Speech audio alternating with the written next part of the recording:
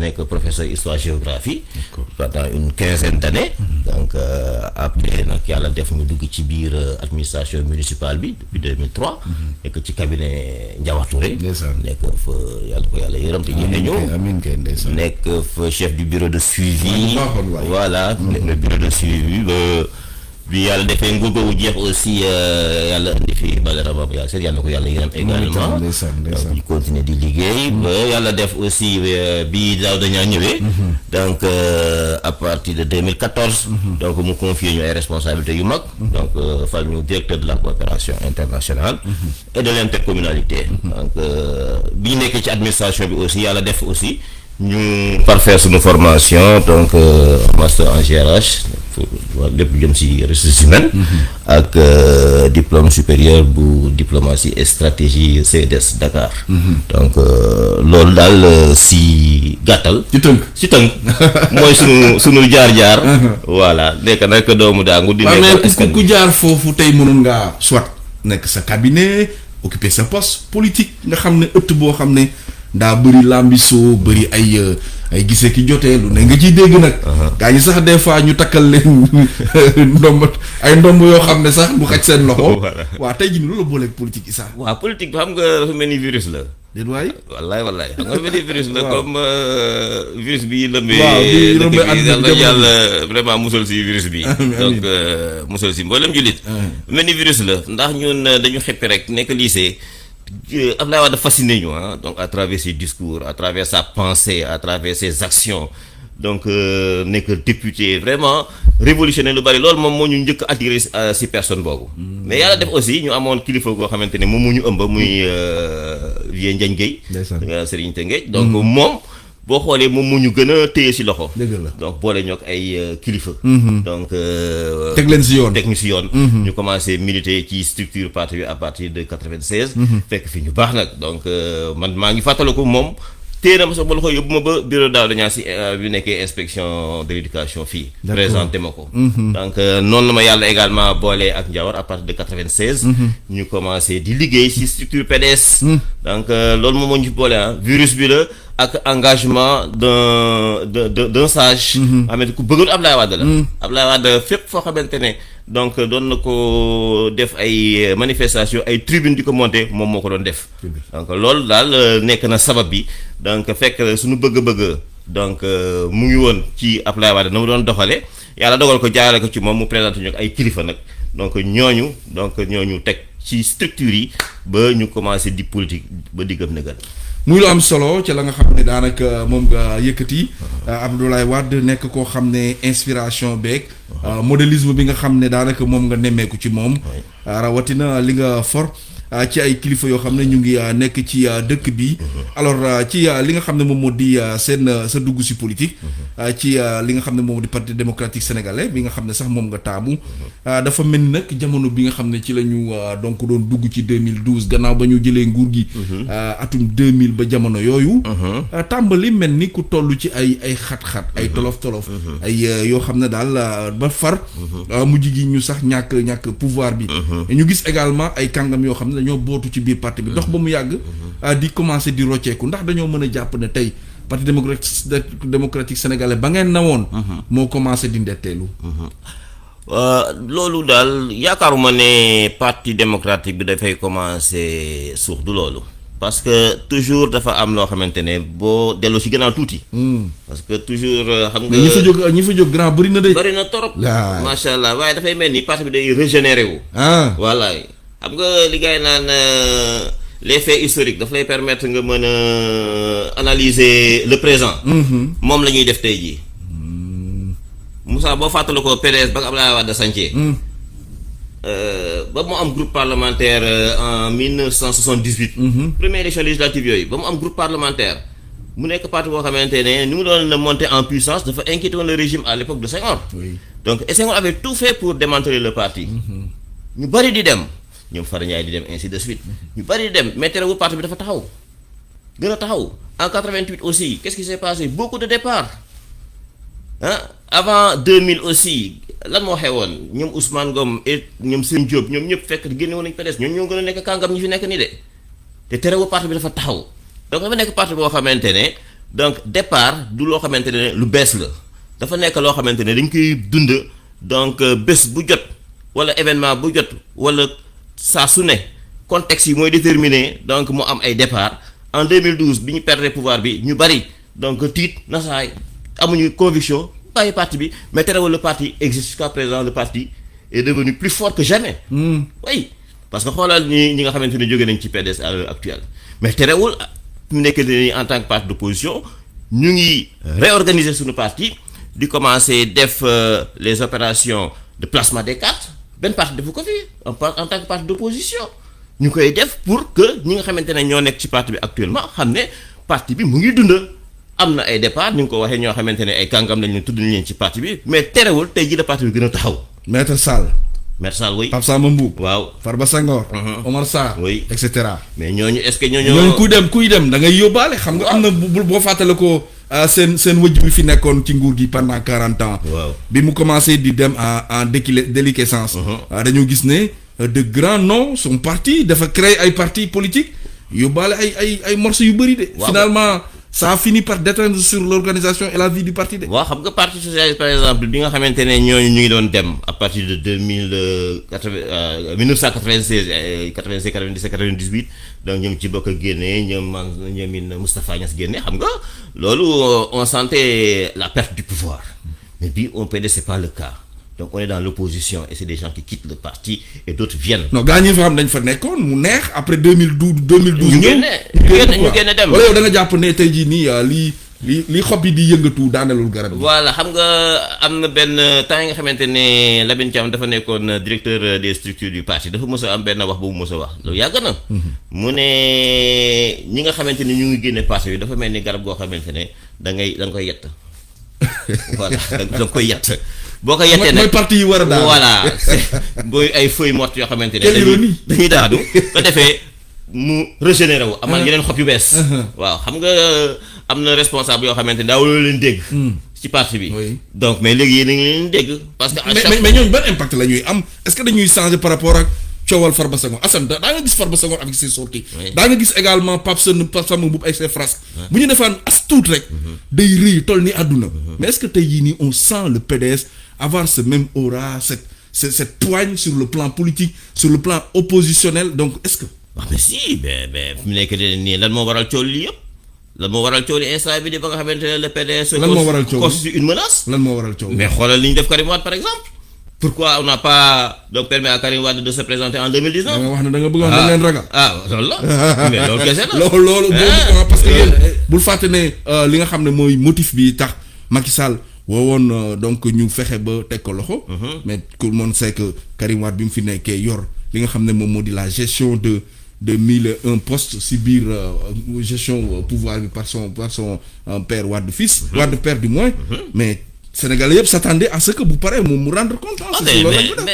mais pas politiquement quand même. mais rendre compte par rapport à quoi rendre compte par rapport à quoi parce que da nga gis à partir de 2012 bi nga xamante ne perdre nañ pouvoir bi donc le président Macky Sall la def il instruit son procureur mu génne une liste de 25 personnes ne voilà lii la ñu def on convoque Karim Wade donc. enrichissement illicite. en grande pompe léegi nag ñëw na on l'a jugé. Donc, on l'a détenu pendant 3 ans.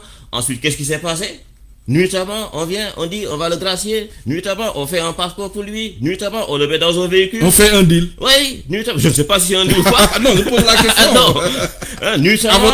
À votre sein, lan ngeen ko jàppee loolu. Ouais, mais loolu, xam nga, bi nga xamante ne am na un peu de recul, qu'est-ce qui s'est passé par la suite? Donc, le comité des droits de l'homme, le groupe de travail des Nations Unies, le comité des droits de l'homme, lan la ñu wax? Lan la ñu wax dañu ne donc Karim Wade ses droits n'ont pas été respectés lan la ñu wax ne y a une détention arbitraire lan la ñu wax donc ne il faut que le Sénégal respecte donc les décisions des juridictions internationales mais le Sénégal n'a pas fait tout ça et jusqu'à présent nous c'est ça que nous exigeons. mais bizarrement connaissant la fougue chez Maître Abdoulaye Wade connaissant également tout ce qu'il a inculqué surtout que ces postures d'opposants du temps de Diouf, ils n'hésitaient pas à sortir dans la rue. Pourquoi est-ce que, depuis lors, on ne sent pas les karimistes, je mettrai entre guillemets, dans le Parti démocratique sénégalais? Pourquoi pas également, ñi nga xam ne ñoom ñoo di ànd ak yéen actuellement dans le PDS malgré ay départ ak nangam sangam mais vous ne faites aucune réaction donc épidermique pour je sais pas se rebeller contre ça comme si ça vous arrangeait. Non, nous on est en train de travailler sur nos organisations parti bi sànq maa ngi lay wax ne commencé nañu tàmbali suñu opération de vente des cartes. Pour non je veux dire. Je viens parce que donc xam nga Abdoulaye Wade ce n'est plus le temps de la manifestation parce que Abdoulaye Wade c'est un sage. Abdoulaye Wade fi mu nekk nii c'est l'encadrement des jeunes. Abdoulaye Wade à l'heure actuelle c'est quelqu'un qui nous montre la voie à suivre. Moom nekkatul si yooyu c'est le secrétaire général donc c'est lui qui est le patron du parti. Maintenant nag derrière lui et avec lui nous avons de jeunes responsables yoo xamante ne donc à chaque fois que de besoin lépp loo xamante ne war nañ ko taxaw def ko dañ koy def. Gis nga Doudou Wade actuellement ce qu'il est en train de faire. Oui. À chaque fois donc il est présent pour montrer la position du parti. Mais nekkatuñu par exemple si dynamique boo xamante ne donc on fait benn opposition. Est-ce que c'est parce que seen xulookat yi ñoo dem. Non. Amadou Sall Farba Senghor est-ce que du ñooñu ñoo dem mais finalement mënatu leen ko def. mais non du loolu xuloo mais xuloo fajul dara. Mais c'est-à-dire on est dans donc une posture de construction. D'accord. De construction de notre parti parce que li nga xamante ne moom la ñu dëkkmal donc moom moo ñu ëppal njariñ. Parce que li ñu dëkkmal instant bi nii mooy que Karim Wade revienne. Sans tambour ni trompette. Non. Vous allez le laisser au Qatar. Non, le temps donc pas muy diigal nekk ci boppam. Non, pas le régime de Macky Sall. Pas dans la passivité, pas dans la mais passivité. apparemment loolu la ñuy gis en grand loolu la ñu gis parce que passivité moo fi am yéen le parti démocratique sénégalais même à Rufisque on ne vous voit même pas on ne vous sent pas. Si. Ah bon? Non, mais gis nga récemment la grande assemblée générale bi ñu fi organisée. Non, j'étais là-bas. Oui, donc là maintenant une forte mobilisation donc des militants, des responsables ñu taxaw. Donc le parti a communiqué avec ses militants. Donc ñun ci phase boobu la ñu nekk la communication interne. Maintenant ce qui se passe avec le régime actuel les Sénégalais donc sont là et bu nekk ni lépp loo xamante ne Macky Sall def na ko ci Sénégalais nous taxawaay bañ ci war a am dañ koy def ànd ci ak ñoom donc ba mat sëkk donc c'est ce que nous sommes en train de faire lépp loo xamante ne donc yëkkati na ko donc mu nekk loo xamante ne c'est contre vraiment donc les intérêts des populations mais le PDS a toujours été présent. Sauf peut-être à l'élection présidentielle. waaw élection présidentielle bi waaw xam nga ngeen war a wane seen bopp ngeen. waaw xam nga Abdoulaye Wade joxewul consigne. waaw xam nga élection présidentielle yi passé gis ko mais terewul. élection présidentielle yi passé gis nga li ci Abdoulaye Wade waxoon dafa ne woon le fichier actuel bu ngeen ci demee Macky Sall va vous battre c'est ça qu'il avait dit. Et nous par est-ce que nekkul woon suspicion que c'est doute boo xam ne da nga ko bëggoon a def dans l'esprit des gens. Je ne pense pas et dans le principe xam nga ñun bi nga xamante ne il a fallu déposer des parrains on a déposé des parrains sans problème avec notre candidat qu'on avait investi donc bi nga xamante ne war nañu déposer suñu candidature au conseil constitutionnel on a déposé notre candidature au conseil constitutionnel mais bizarrement donc gis nga li nga xamante ne moom le régime bi def donc dugal benn astuce boo xamante ne dans le code électoral donc il faut être électeur donc et Karim Wade a été radié donc du fichier électoral. mais ngeen sànni candidat. mais pourquoi dafa war a nekk impérativement Karim Wade. waaw mais Karim Wade donc xam nga c'est un avantage concurrentiel comme on dit un avantage concurrentiel parce que vu son cursus. Voilà maintenant c'est un produit c'est une opposition qui est là. C'est l'homme qu'il fallait. C'est l'homme qu'il fallait et c'est l'homme qu'il faut. Encore. Ah oui. Et on est dans la projection. Non, on est dans la projection. Hein. Nous, on est constant. On est constant. On est constant dans nos positions, quoi. Voilà, Parti démocratique sénégalais. On est constant dans notre position. Parce que, donc, les gars, donc, changer donc, de cheval, etc. Non. Lolo, beaucoup de faire tu risques de fausser le jeu. D'accord. Donc, à l'interne. Parce que, sans qu'il y ait affaire au Karimiste. Donc nous donnons méngale donc le PDS comme vraiment donc un véhicule qui est là. Oui. Et maintenant les karimistes constituent le carburant. Ils sont en train de s'organiser les mouvements de soutien. Ah, oui. Nous avons un jeune qui est très pertinent je ne sais pas ndax xam nga ko muy Saliou Dia. Donc moo doon gérer les mouvements de soutien.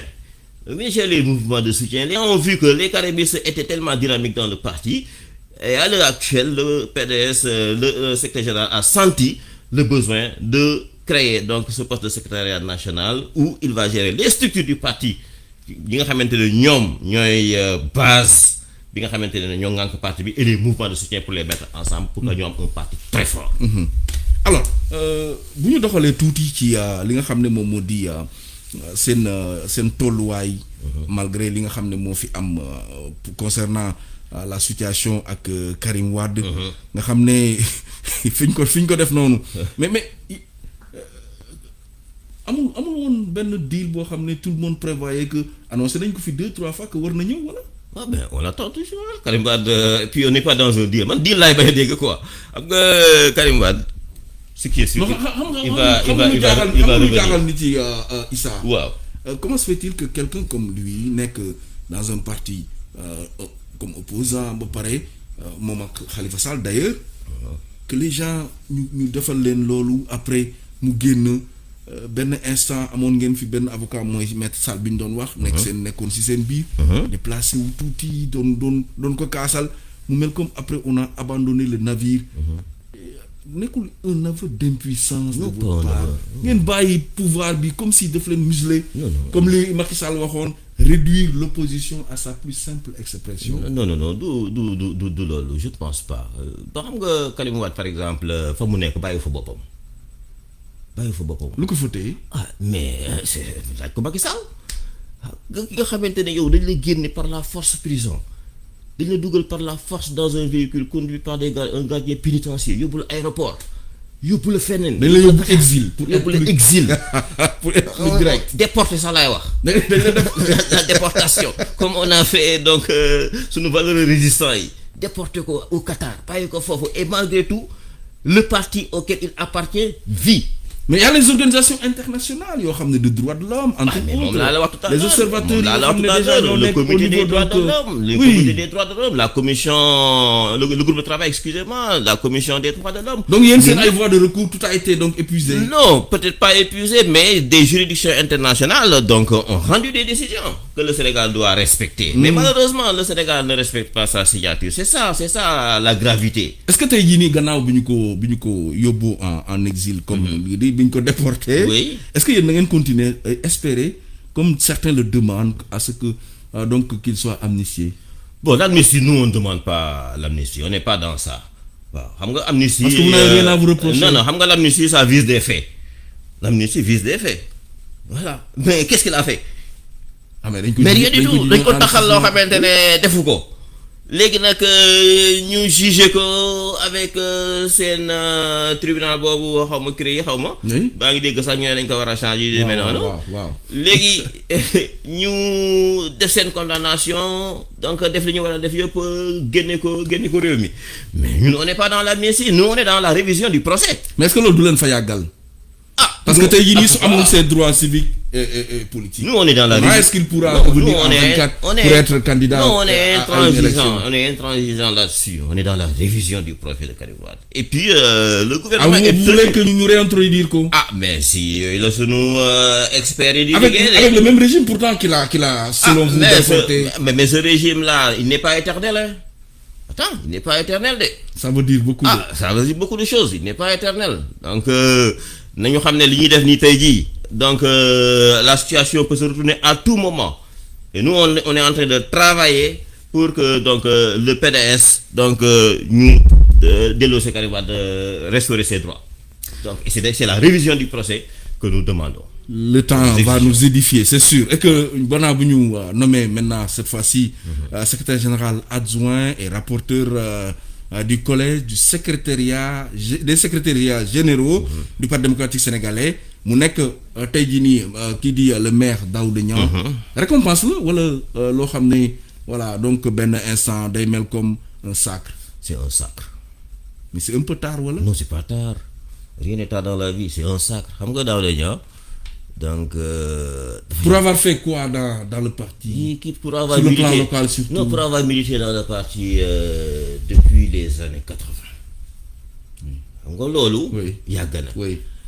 mu nekk un inspecteur de l'éducation. à l'époque. très rare nga militer dans un parti d'opposition. je me rappelle benn waxtaan bu ma sa am ak moom mu ne ma bi ñuy nekk dans le parti dans les années 88 on était 2 inspecteurs personne n'osait 2 inspecteurs de l'éducation et de la formation. Parce que être dans l'administration, Voilà. être un opposant. Voilà yàlla indi ko Tëngéej aussi ku yàlla indi Tëngéej il a tout fait pour encadrer des gens encadrer des cadres encadrer des jeunes ñu bëri nga xamante ne yàlla may leen ay ndoom tàng Tëngéej fii si moom lañ jaar et il a avalé beaucoup de couleuvres et il est resté donc tête de liste départementale on change il reste. En interne ou dans les environs? Non, dans les partout à l'intérieur du parti au niveau de Rufisque tout ça il est resté constant engagé. Donc en 2000 le parti arrive au pouvoir mais qu'est-ce qui se passe donc il devait être dans le gouvernement mais malheureusement yàlla peut-être dogalu ko donc il reste dans le parti yàlla dégg que donc une unité de coordination des projets au niveau de l'éducation nationale mu def liggéey bu am solo donc continue à aider les militants à travailler avec le corps enseignant à travailler avec les cadres donc du parti globalement les syndicats yooyu yëpp mu ko doon def et les gens ne connaissent pas cela malheureusement. Donc li ko indi par exemple au niveau de la ville de Rufisque en tant que maire c'est pas le hasard donc ça c'est une conclusion logique boo xoolee. C'est pas le hasard. Non, c'est pas le hasard. Une conclusion logique. Le conseil n'est pas élu en ville. Voilà, le conseil. Après, c'est des élus, c'est des élus qui ont choisi. Ils ont donc, été à travers choisis. une coalition. On a vu que. On a dit que ça gagne. Waa Est ak Nord. Waa Est ak Ouest ñoo ko. Ah, bien sûr. ñoo ko pistonné. Bien sûr, mais. Où est le mérite dans ça? Mais le profil, c'est le profil. Le mérite se trouve dans le profil. Donc on disait que c'était un maire par défaut. Non pas par défaut mais c'est le profil qui a fait de lui le maire parce que bu fekkoon ne dañu demoon ba tànn keneen peut-être coalition wàllu Tëngéej boobu loolu la ñu bëggoon. On a l'impression qu'il y avait un consensus sur profil autour de sa personne oui. Parce que le défunt Mbaye Jacques Diop avait dit dans une interview mu ne voilà peut-être quelqu'un boo xamante ne il enjambe les formations politiques au niveau de Rufisque. Tu as vu oui. Donc loolu yëpp c'est un capital humain un capital politique boo xamante ne ça a permis de le mettre là où il est aujourd'hui donc loolu c'est à saluer moo tax boo ma nee peut-être récompense tardive ou sacre je dirais c'est un sacre et Abdoulaye Wade donc voit en l'homme un jeune frère pondéré qui peut parler avec tout le monde moo tax bi nga ko defee secrétaire général adjoint non seulement il est secrétaire général adjoint mu ne que tous les secrétaires adjoints yi nga xamante ne ñoo ma wër vous allez être le coordinateur rapporteur du collège des secrétaires généraux tu vas me rendre compte directement tu parles avec moi les missions yi nga xamante ne dama ko confier donc tous mes adjoints maintenant c'est lui qui rend compte à Abdoulaye Wade.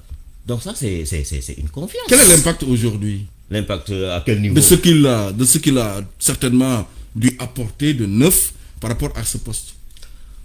Ouais, mais là bon xam nga loolu mu ngi doon tàmbali loolu yàggul mu ngi doon tàmbali ça buy def. Et en perspective qu'est-ce que ça doit changer? Mais bon là peut-être on verra avec le temps. Parce que le parti est en pleine mutation actuellement. Donc, ñu ngi liggéey. Mais un parti très secoué. Réorganisé. Un parti secoué. Ou quelque part, quelque bord, des militants de premier ordre. Voilà, je ne veux pas citer de nom. Souvent, voilà, di réclamer, voilà, di casse, li nga xam ne déjà moom di la posture.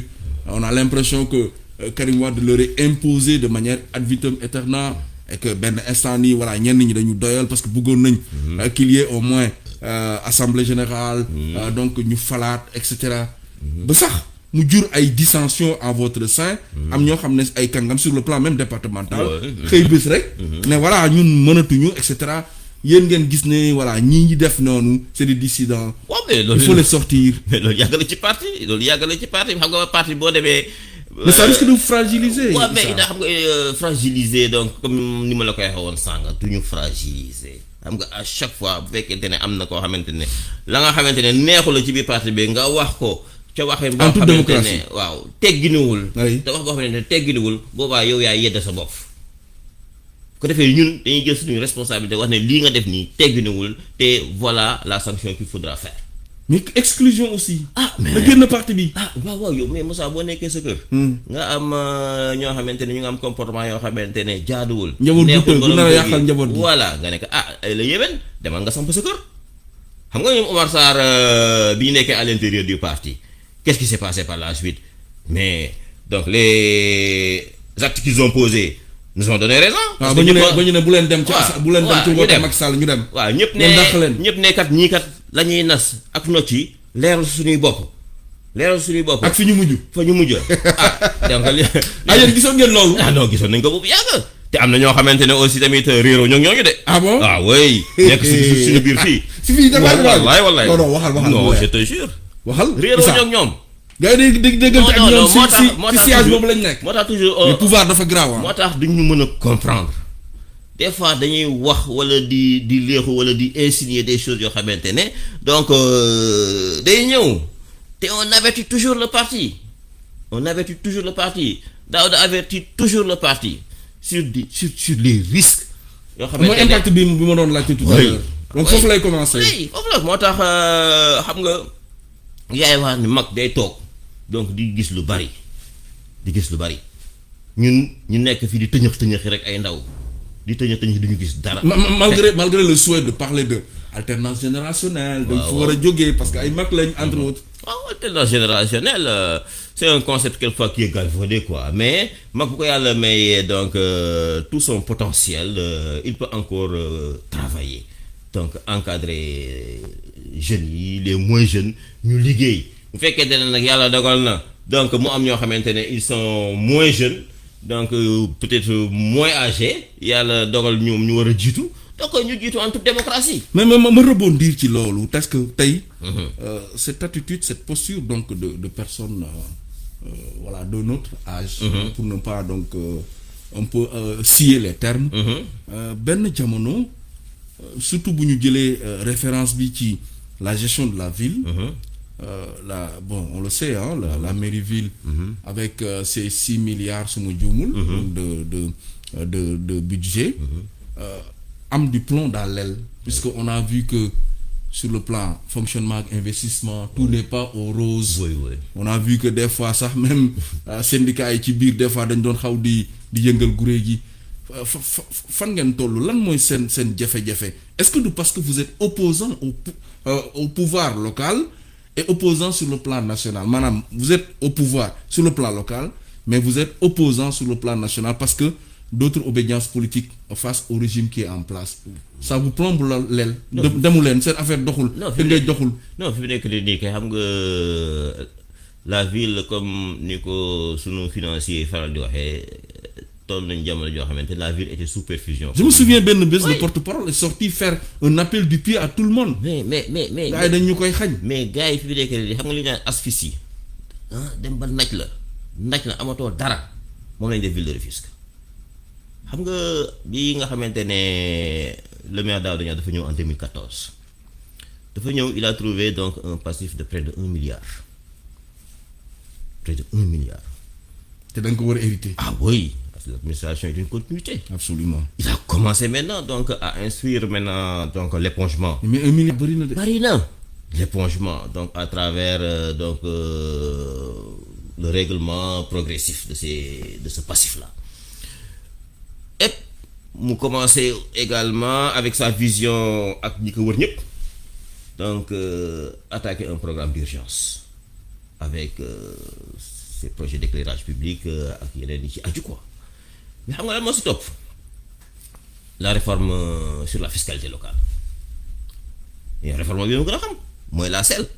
avec li ñu naan CEL-VA CEL-VL donc valeur ajoutée locative ak valeur ajoutée donc CEL-VA waaw valeur ajoutée. CEL bu ngeen koy dégg mooy contribution économique locale. waaw VA valeur ajoutée. VA valeur locative. léegi nag ñu ne.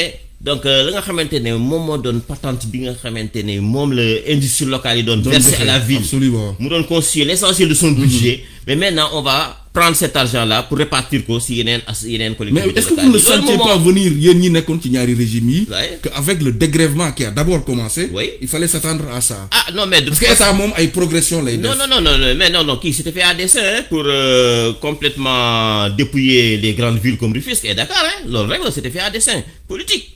mais xam nga dans la gestion ku nekk da nga war a am une solution une alternative. Si la solution ne passe pas on prend l'alternative. Est-ce que vous aviez prévu quelque part mais prévoir quoi parce que la loi nous dit que ville yi yéen a moom patente industrielle bi c'est la loi qui dit ça Mais si la loi maintenant change pour dire que cette patente industrielle maintenant dañ koy jël jox ko ñeneen ngeen bokk ak ñeneen, mais donc quelle est l'alternative ici? Quelle est l'alternative pour la ville en tant que maire, en tant que conseiller municipal? Et d'ailleurs aujourd'hui, pour brusque. rebondir sur cette même question et parler d'ailleurs donc de ce qui fait aujourd'hui l'actualité, Oui. on a l'impression qu'on a continué à assommer, à pilonner la ville. Ils sont en train de pilonner la ville. à tuer donc l'embryon dans l'œuf. Non, à pilonner la ville. À force de faire ça, est-ce que c'était pas simplement pour que tey jii nii ce qui est prévu dans l'acte 3 de la décentralisation phase 2 pour que les villes puissent partir, puisque bon, Macky Sall lors de son entretien avec la presse le 31 décembre dafa wax ni les villes sont caduques.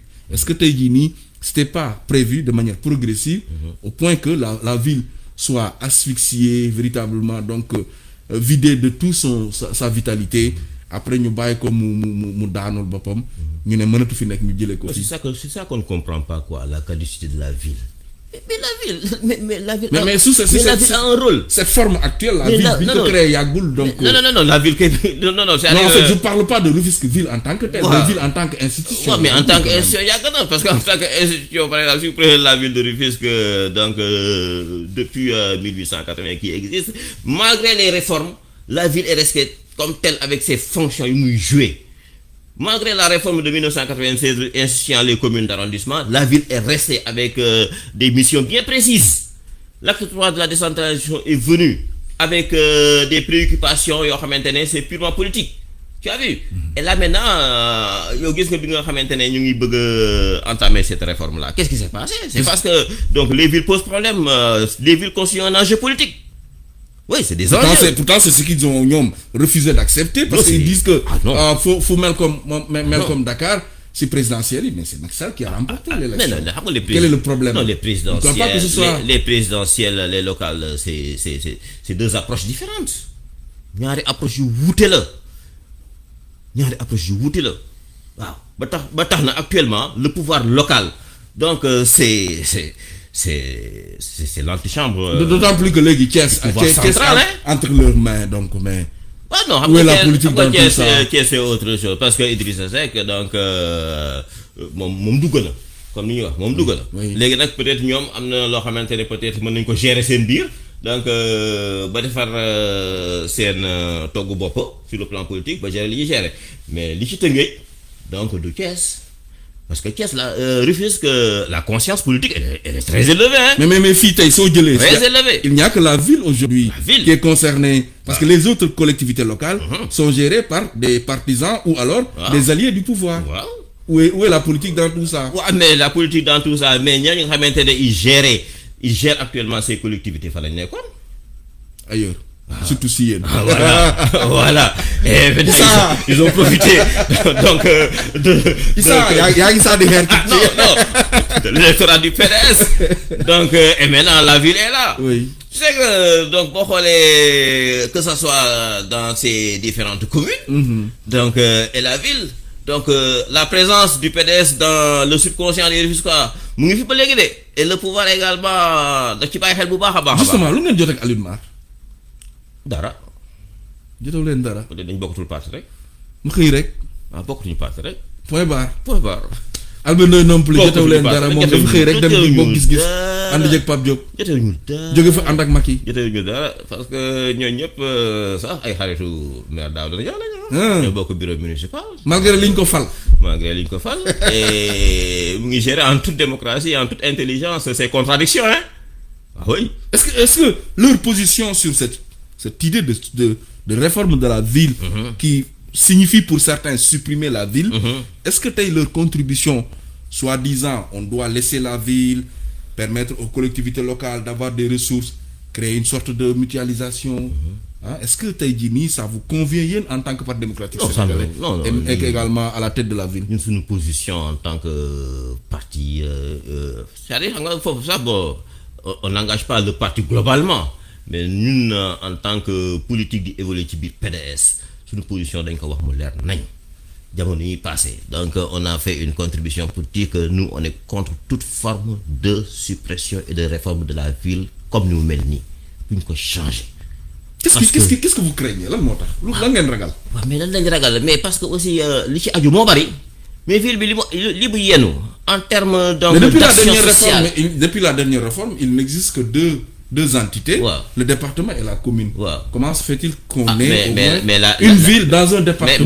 Mais la ville, c'est une institution qui est là. Par exemple, bon, Kao Dakar ak nous ci Pikine ak Guédiawaye nee nañu donc la ville épouse les contours du département. Oui. Mais pour le cas de Rufisque, c'est pas la coïncidence territoriale. Voilà, la coïncidence territoriale. Mais pour le cas de Rufisque, c'est pas la même chose. Bon, on est Tëngéej li ko ëmb en tant que ville mooy ñetti communes yi. Plus la ville. Oui. Et boo xoolee ville bi la muy jariñ ci communes yooyu. Mais lan lay jëriñ. Mais parce que les maires yi ñu fi jot a am. comme invité nous disaient que ville certes baax na fii mais dañ ko jox ay prérogatives alors que joxuñu ko benn responsabilité. Ah si, mais la responsabilité est là. Et quoi? Ah mais yo xoolal par exemple tout ce qui est éclairage public, tout ce qui est entretien du réseau d'assainissement, 14 km donc de canalisation à ciel ouvert. Donc tout ce qui est travaux de voirie, xoolal tout ce qui est action sociale, tout ce qui est engagement pour l'éducation. Mais là c'est des charges énormes. Et sa ressource vient d'où? Mais sa ressource li ëpp ci fële lay jógee est. leneen li jóge ouest. Mais fan wala mooy est ak ouest donc ça il faut voir l'entité globale. C'est des collectivités locales sur lesquelles repose d'ailleurs une bonne partie des ressources de xam nga ñun suñu ressource ville bi comme ni ñu ko waxee sànq donc mu jóge pour l'essentiel sur la contribution économique locale l'ancienne patente foofu lay jógee donc ñu ne lii donc moom le ville bi yelloo moo koy yore léegi nag xaalis boobu mu jot nag mu koy tasaarewaat te lépp loo xamante ne def na ko rek dafay duggaat ci biir communes yi toll nañ fi jamono joo xamante ne bi nga communes yi amee ay difficultés sur le plan de la prise en charge des salaires mais c'est le maire de la ville qui a pris en charge cette question. Quoi de plus normal aussi. Quoi de plus normal parce que c'est des Rufisques après tout bu fekkoon ne day ne Moussa Pouye bi est la dëkk du ma ko fay Issa Paye bi nord la dëkk du ma ko fay mais loolu lu muy jur ëllëg mais il a pris ça en charge l'éclairage public. Mais c'est la ville qui coordonne tous ces projets-là. Boo xoolee stade bi actuellement donc les travaux kan moo ko yeggali mais la ville a mis ses moyens ak yeneen boo xoolee les chantiers de voirie donc qu'est-ce qui finance mais c'est la ville est-ce que dañ naan tali bi day dugg ba Rufisque Est yem foofu day dugg ba Rufisque Est yem foofu non mais il y a donc une continuité territoriale donc tout ça c'est la ville qui coordonne. léegi nag bu fekkee ne loolu la ñuy bëgg ne nag amul fi njëriñ ni ñu ko fi jëlee da jël ressources yi jox ko kii donc bu ko defee ku nekk demal sa bopp mais on va vers l'éclatement loolu baaxul nañu taxaw téye Tëngéej ville bi ni mu mel nii waaw boo ko téye ni mu mel nii mu jariñ waa Tëngéej parce que la ca aju moo bari sur le plan social sur le plan de l'éducation sur le plan de la formation. Mais on pourrait redistribuer les rôles. Écarteler li fay jóge et le remettre à chacune des collectivités locales les trois soi-disant pour que les mêmes postes soient maintenus comme ni ñu defee supprimer le conseil régional créer le conseil départemental jël le personnel élargir ko ñii à Rufisque ñii à Guédiawaye ñii à ailleurs. loolu bu ñu ko defee du baax. c'est l'État qui doit prendre ses responsabilités pour doter ces communes de ressources supplémentaires. Ne pas dépouiller la ville, laisser la ville avec ses ressources, au besoin renforcer ko, mais doter ces communes-là de ressources additionnelles pour que ñoom ñu mën a jël en charge donc compétences yi nga xamante ne dañ leen ko jox. mais bu boobaa poste de santé dina am problème pour que ñu gérer ko da nga ciy am ñaar ba ñett ci benn collectivité locale. waaw jëlal est ak ouest. waaw même chose. au nord également. Même chose. Écoles yi. am ay problèmes. Surtout que. L'élémentaire est à la charge véritablement des collectivités locales entre autres et que le social qui viendra entre autres yooyu yëpp nekk à la charge de la collectivité locale la plus proche est-ce que bu boobaa ça ne pourrait pas donc permettre à ces maires là ñu am gestion parce que da ngay yor collectivité locale boo xam ne tu as plus de 30 000 âmes 40 000 âmes mais nga yor au moins un budget de 600 millions. Mais tu peux rien faire. Alors que la ville a 6 milliards. Mais foofu non amul 6 milliards. non ñun suñu budget bi xam nga gars yi dañu naan 5 milliards 6 milliards prévision la rek. ñaata ngeen am. donc bu ñuy recouvrer au grand maximum en deçà de 5 milliards la ñuy recouvrer ay 4 milliards yenn saa yi dañuy recouvrer quoi. mais quoique parce que bu amee 5 milliards ñi am 600 millions. non mais c'est-à-dire kii nga xamante ne recouvrer na 4 milliards wala recouvrer na un peu moins de 5 milliards mais loolu yëpp daf ko delloowaat si askan bi en termes de projet, en termes de charge de fonctionnement, en termes d'autres choses yi nga xamante ne dafa nekk si ay prérogatives moom la sànq mutualisation bi am solo yaa ngi wax sànq ay charges communes yi yoo xamante ne dañu am budget yoo xamante ne doyu leen ak ay charges yu bari. mais foofu la mutualisation bi di amee solo. Parce que lan moo amoon par exemple lan moo am ci ville de Rufisque en dehors du bureau municipal mais le maire a créé ce qu'on appelle la conférence des maires pour que s'il y a des difficultés yu ñu constatées dans certaines communes pour que ñoom la conférence des maires ñu jël ko en charge. Qu'est-ce qui s'est passé dans cette conférence des maires bi Mame Omar Mané a eu à coordonner ça, Albin Ndoye a eu à coordonner ça, Aliou Mar a eu à coordonner ça. Donc ça c'est un cadre de concertation pour permettre maintenant à ces différents maires de communes de parler de ces difficultés pour ñu mutualiser ko au niveau de la ville et la ville prend en charge une bonne partie de ces problèmes là donc yoo xamante ne dañ ko discuter waxtaane ko parce que ville bi am na ay ressources yoo xamante ne yéene na ko askan bi parce que bu ñu defee dara commune de Rufisque Est wala ñu def dara commune de Rufisque Nord wala commune de Rufisque Est mais c'est pas dañ ko defal Aliou Mar wala dañ ko defal Albé wala dañ ko defal askan bi dañ ko defaral poste de santé boo xamante ne donc le maire de la ville dafa contribuer à sa réhabilitation wala à son équipement wala à la prise en charge de son personnel mais kan la ko defal askan bi ko defal te askan bi waa Tëngéej la donc voilà la situation. Est-ce que aussi benn instant c'est le même entendement avec l'État. tey taxawal ñu fi ay ñaari projet dama jël rek. benn muy le Carré d'Or. oui présenté comme un projet phare chanté comme voilà et cetera. Et finalement, on dépose au niveau du bureau du chef de l'État. Depuis lors, pouf. Ah, mais c'est ça la difficulté avec ce régime. Donc, il ne favorise pas donc les projets yi nga xamante ne collectivités yi ñoo ko porté. wala ci logique wu supprimer ville bi moo tax. xam nga nag moom defe naa am na benn jour. mu ne parce que yéen ñi ko yor aussi ay opposants ngeen tey jii nii bu affaire bi baaxee population yéen la ñuy tàccu. waaw xam nga Carré d'Or bi sax boo xoolee Albé moo ko porté. te Albé il est avec eux. mais la ville am na ci tànk non. Ouais, c'est-à-dire parce qu'au départ on avait vu. Non, la ville et le maire de la ville et le maire de l'Est. Waaw. et le maire de c'est pour montrer l'ouverture du maire quoi. Donc qui accepte ces projets. Donc D'accord. en tant que maire de ville muy cautionner projet mais c'est Albé qui porte son projet. c'était juste un symbole.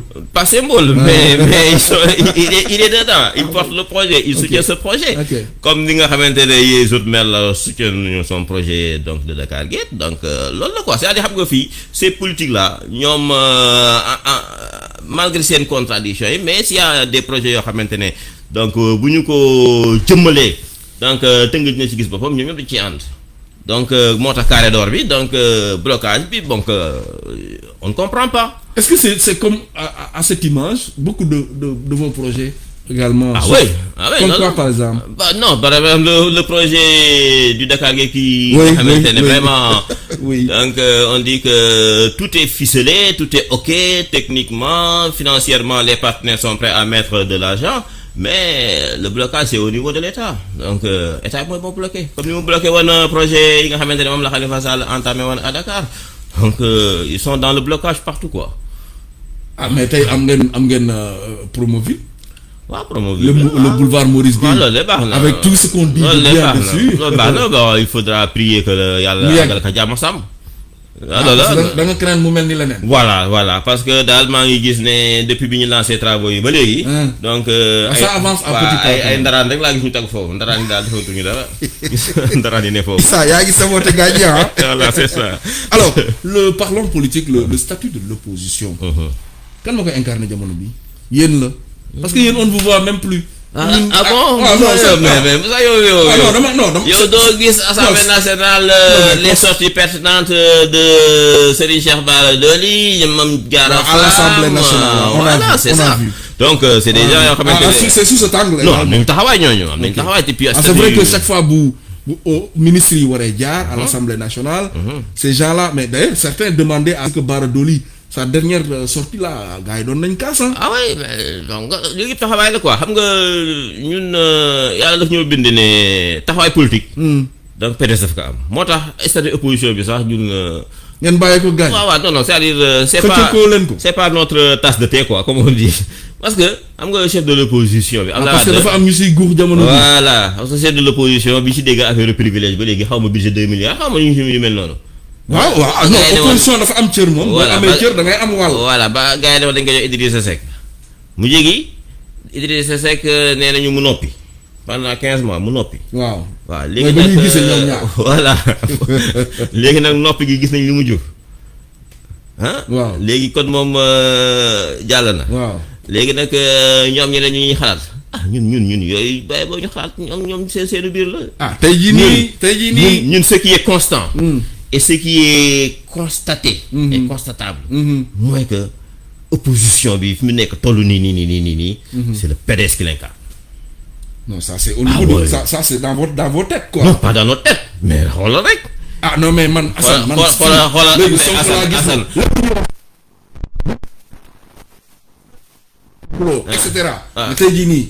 mais gars yi Sonko lañ ko jox waaw d'accord peut-être bu leen defee di jox ko Sonko. avec toute l'expérience bi waa Parti démocratique sénégalais am. waaw tout ce que vous avez engagé comme expérience sur le plan politique la gestion du pays pour avoir été au pouvoir. Sonko benn instant rek la. waaw xam nga waaw ça xam nga li gars yi wax naan Sonko est en train de faire son temps dans l'opposition donc peut-être à chaque fois les gens peuvent donc tourner le regard vers lui mais ñun donc dañuy dox ci ay faits nga xool ne opposition PDS actuellement pourquoi on fait tout pour écarter le PDS du jeu politique te mënuñu ko c'est parce que le PDS pèse c'est parce que le PDS est là.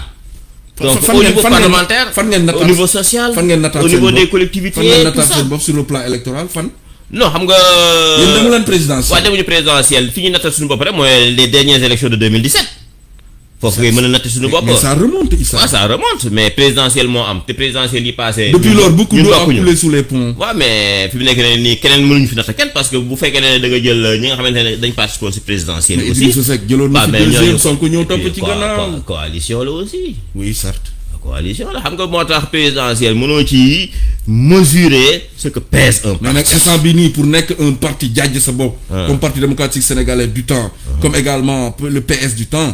ce sera très difficile d'ailleurs ñi nekk au pouvoir c'est par Benno Bokk Yaakaar. waaw Benno Bokk Yaakaar mais au moins par exemple moom xam nga ne moon mu présidentielle avec sa première coalition il pesait à près 25%. xam nga 25%. loolu peut-être mën na nekk baromètre mais ñun on peut mesurer notre parti à partir maintenant des dernières élections législatives nga xamante ne on a eu tant de députés et on incarne donc une force au niveau de l'Assemblée nationale et ñu ngi continuer di incarner cette force-là au niveau social.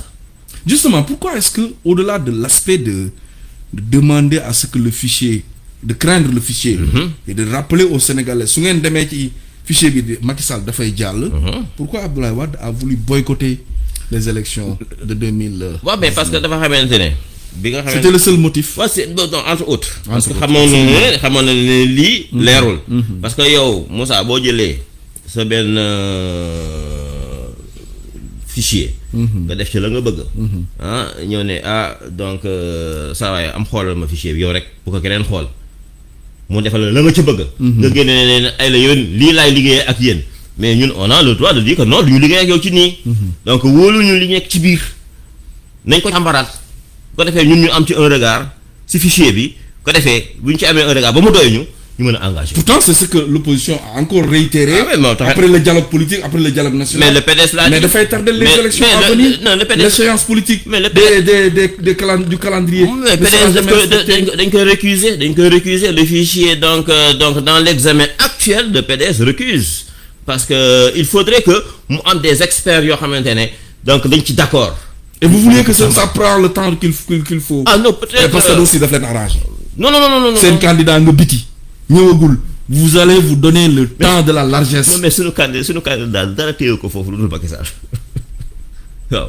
Non mais entre temps puisque politique yi dañ fi nekk di jàmmarloo. étudier jiwaat fichier. Et nous on est dans le respect. demande de l'opposition on est dans le respect du électoral. Non, on est dans le respect du calendrier électoral. Bon, mais peut-être on est dans la perspective de 2024. Donc on est dans la perspective de 2024. Entre-temps, am na yu fi war a jaar, élection locale war na fi jàll, élection législative war na fi jàll. Justement, est-ce que vous pensez que avec ça, avec cette manière de tout le temps revenir sur le fichier qui va devenir un problème éternel pour un éternel recommencement d'études, de contestation, de protestation, de càmbar entre autres. Est-ce que vous pensez que les locales auront lieu avant 24? ah loolu Macky Sall rek moom moo ko xam Macky Sall rek moo xam kañ lay ñuy def élection moom kese moo ko xam keneen xamu ko moom mooy càmbar moom mooy tànn moom mooy wax élection yi kañ lay am moom rek moo ko xam moom rek moo ko xam nag nous on est prêt. yéen waa. ah oui on est prêt Moussa on est prêt. yéen waa Parti démocratique sénégalais on est prêt duñu. mais si naka ngeen prêt yéen. on est prêt bu ñu ne woon ne rek bon temps on réveille nos structures on met en place l'équipe et on engage le combat. bëri na ay collectivités locales yu ngeen jiite en tant que maire ou en tant que. waaw bëri na boo demee ay par exemple à Pikine y a des maires libéraux qui sont là-bas par exemple Thiaroye-sur-Mer mais. Bara il est toujours avec vous. Bara il est toujours avec vous il est à Yeumbeul Sud donc boo demee à Dakar y a des maires libéraux. ñu ngi fi boo demee à l'intérieur du pays aussi le PDS est présent. donc collectivité locale yi donc nous parce que xam nga am nañu sax benn secteur boo xamante ne donc moo regroupé tous les maires libéraux ñoom Lamine Thiam jiite ko le maire de Kébémer. donc ouais un peu donc nous en matière donc d'élection locale donc on a un vécu et à chaque fois dara duñu bett nag. et est-ce qu'il y a une possibilité ngeen maintenir ce même combat sur le plan local pour les collectivités. parce que aussi. à y regarder de près, comme les mairies, c'est des démembrements donc de l'État, et que le pouvoir central a besoin d'être également bien représenté dans ces collectivités locales-là, au lieu de le laisser à l'opposition, mais vous avez fort à faire, grand. Ah bien sûr, moo tax actuellement donc on se prépare en conséquence pour contrôler les collectivités locales, contrôler ko d'abord. Parce que contrôler collectivités locales yi moom mooy tax ëllëg si biir bu ñu waree taxaw. par quel moyen déjà. mais les moyens politiques qu'il faut les moyens politiques qu'il faut xam nga le premier moyen c'est le parti structuré c'est le premier moyen. par exemple instant bi nii si département de Rufisque bu ñu ne woon dañuy organiser élection locale si 12 collectivités locales yi fu si nekk PDS am na fi une équipe déjà.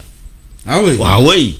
boo jëlee Bargny boo jëlee Jaxaay boo jëlee Sangalkam Bambilor fépp. mais c'est la même situation partout man mooy li ma la doon wax loolu. jëlal le cas par exemple de Bargny. oui. Bon certes il y a vos militants qui sont là-bas. mais on ne s'oppose pas pour s'opposer on ne les entend pas d'ailleurs. pourtant ñu ngi def li ñu war a def c'est la même chose à Yène par exemple. je ne comprends pas les gens quoi par exemple aussi on ne peut pas toujours. donc di génne di wax. mais yéen ñu ko tamaloon nag Issa loolu yéen ñu ko tamaloon. waaw tamaloon nañ leen yéen ñu tamaloon opposé. waaw diggante Abdoulaye Wade ak Senghor. diggante Abdoulaye Wade ak Abdou Diouf leen tamit. waaw dëgg la loolu moom xëy nii rek comme ça xam nga. mel comme boolu mburu bu ñu sotti ndox. non déedéet on est pas dans ça fi mu ne nii daal donc lu ñu loo xamante ne jar na ay wax wala jar na manifester wala jar na donc une organisation. pour montrer notre position ñu ngi ci loolu ñu ngi koy def. alors il nous reste 2 minutes Assane su ma juumulee alors Issa les perspectives parce que tey la ville xam nga ne nag la candidature donc les candidatures surtout pour ces locales là. xam ngeen ne nag normalement donc bu fekkee ne amal nañu parce que le ministre Ismaël Madior ma koy nuyu comme toutes les autres autorités yi fi jote jaar. di leen remercier davantage sur leur disponibilité. ñoom Seydi Diouf entre autres tous ceux qui sont passés les maires des 3 communes je pense que tey jii nii suñu papa Daouda Niang on aurait bien aimé on comprend benn jamono ñoom ñëpp ñi fi jote jaar ñëpp on les remercie pour venir répondre à nos questions surtout par rapport à cette préoccupation concernant donc la réforme de la ville d'ailleurs balaa may poser question boobu ma jiital beneen venant d'un fils du département qui prend presque le sabre qui va couper la tête de la ville. Ça vous surprend? Ah, ça nous surprend. Non, ça nous surprend vraiment venant de quelqu'un qui est de Rufisque. Ça nous surprend. Oui. Ça nous surprend. Voilà, ça nous surprend. Comme tout le monde. Comme tout bon Rufisquois. Ah, man de bu doon man du ma ko def. doo ko def de. Ah oui. même sous le poids de. ah oui du ma ko def. xam nga yooyu boobu souvent li gaañ di wax rek ci xayma bi lay jógee. moo tax muy génn ci biti. ah oui doon man de du ma ko def parce que loo xamante ne day nasaxal donc fa nga dëkk. wala fa nga jógee Macky Sall dafa gaaw a dàqaate de. ah waaw moom. te xam nga dàq ministre nga ak say privilèges. neexul de waaye daal loolu moom il faudrait que ñu jéem a extirper loolu ci boppam donc ak képp koo xamante ne donc yaa ngi nekk un plat technique pour l'exécuter baaxul. Très bien. Alors la question mooy la gestion de la ville surtout sur ce qui concerne cette crise sanitaire. nga xam ne moo di la pandémie à Covid-19 voilà qui fait mal et d'ailleurs on profite de l'occasion pour jaal mbokk yi nga xam ne dañu ñàkk seen njaboot ndax gis nañ ne ndeysaan beaucoup de kilifa génn nañ fi àdduna ndax tawat bile yeesal profito également suñu njaal ci mbokku Bargny ndax kii di imam ratib bu Bargny ngudd dafa wàcc liggéey nëgëx ni démb ci guddi ñu koy jaal mbokku Bargny yëpp ak waa umma islamique bi. Alors gestion Covid bi Rufisque ville dafa génn ay millions de man falaa nekkoon. waaw ana xaalis boobu. xaalis boobu comité départemental bu ma ko géré. ana mu. ñoom géré nañ ko ils ont fait donc un bilan. impacté na lan la bilan bi joxe. mais nag rendre nañ leen compte parce que seeni suu ngeen génne. waaw nous on a vraiment à l'époque maire dafa génne 10 millions jox ko le comité départemental donc jox également ñu jàll ko préfecture. 10 millions jox ko donc le ministère de la santé à travers structure boobu.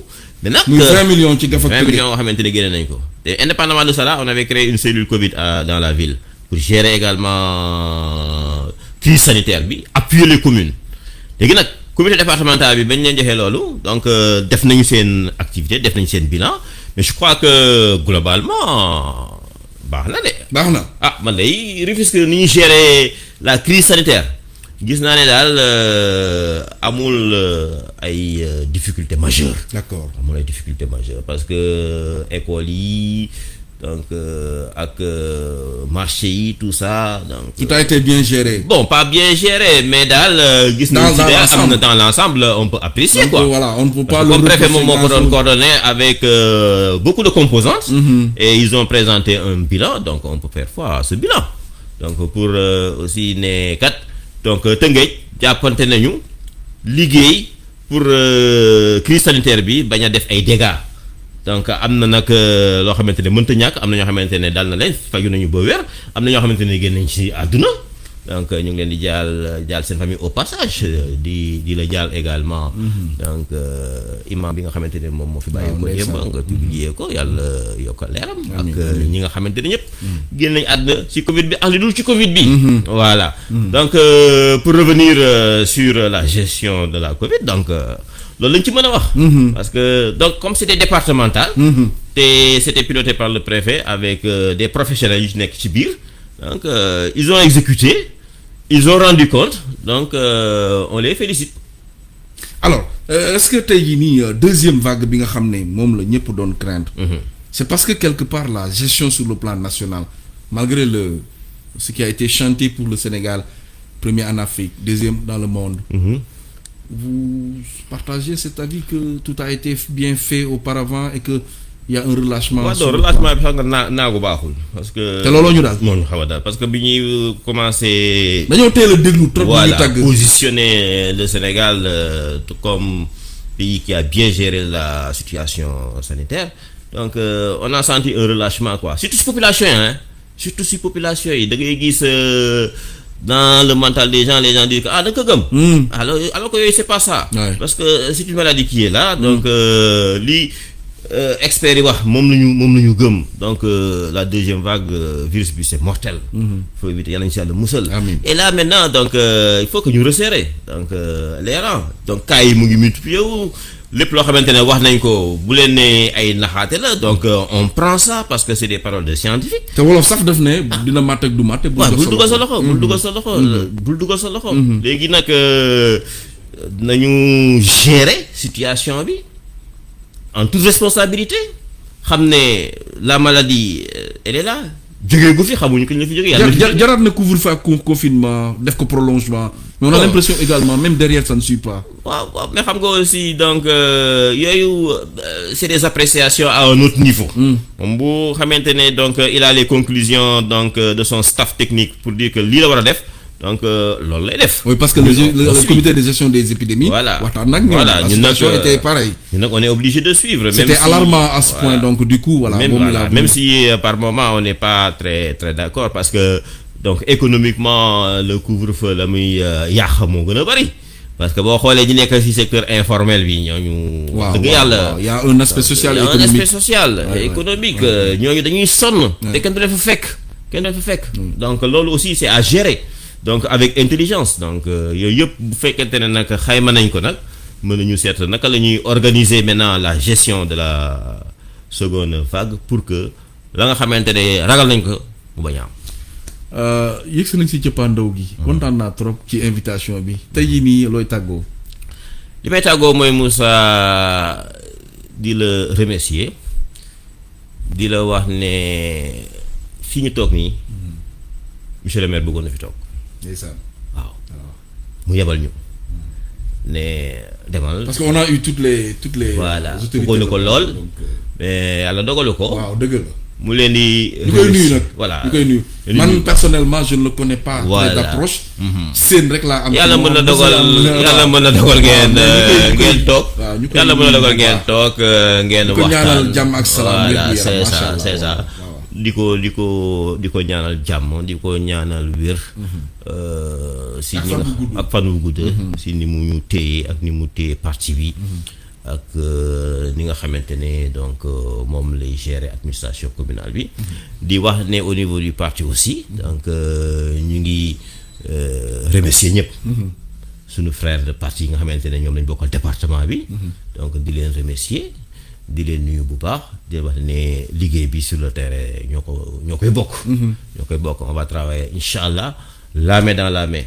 donc di nuyu waa Tëngéej yëpp parce que Tëngéej la ñu am lépp loo xamante ne am nañu ko Tëngéej lañ koy indi bëgguñu xeeñ dara Tëngéej waaw te fa nga xamante ne lii benn waay wax ne fa nga xamante ne boo wàññee ko yàlla na yëf fañ lay dej waaye boo nga ñoŋal ko. très bien mooy sunu bopp moomeel bi muy Tëngéej nga xamante ni ñëpp a ko bokk yàlla defal ñu vraiment mu nekk ci collectivité yi émergente comme on dit donc yàlla def aussi ëllëg ci biir. à côté de Diamniadio dina doy waar. à côté de Diamniadio dina doy waar gis nga ni état bi di jëlee donc toutes les ressources di ko transférer à Diamniadio mais malgré tout. donc l'âme de Rufisque est toujours là. Rufisque va résister. voilà. ah bon l'âme de Rufisque est toujours là. maa lay gërëm di la sant. di la remercier sa mbokki auditeurs yi. jërëjëf. Jokko est une radio très écoutée. Machallah. Et puis avec ce live Facebook bi qui est bien suivi c'est vraiment bien.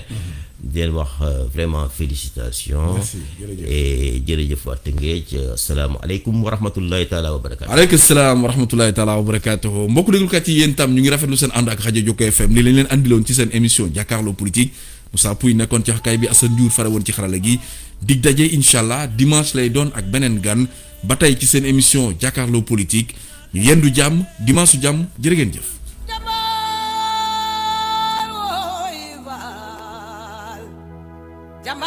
Jambar ndigal bayi góor faal may sa bige kuma faal